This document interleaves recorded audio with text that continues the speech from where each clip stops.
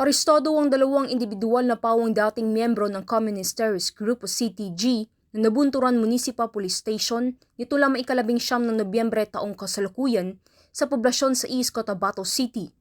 Kinilala ni Police Lieutenant Colonel Edward Honco, Chief of Police ng nabunturan Municipal Police Station, ang mga sospek na sina Al-Israel, 60 taong gulang, dating sekretary ng SMRC at residente ng Sabutan Silang Cavite, at alias Cayenne, isang Vice Political Instructor ng SMRC at residente ng Talumu Center Beach, Davao City.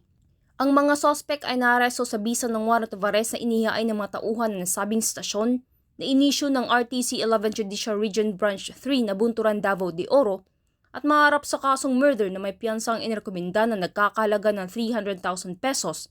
at kasong theft na may piyansang nagkakalaga ng 200,000 pesos. Samantala, ang Police Regional Office 11 ay patuloy na pinapaigting ang laban kontra kriminalidad alinsun sa kampanya ng Bagong Pilipinas na panatili ng kapayapaan at kaayusan tungo sa pagsulong ng bansa. Mula dito sa Rion 11, ako inyong PNN Correspondent Patuluman Sheena May Ilagan, alagad ng batas, tagataguyod ng Balitang Pulis.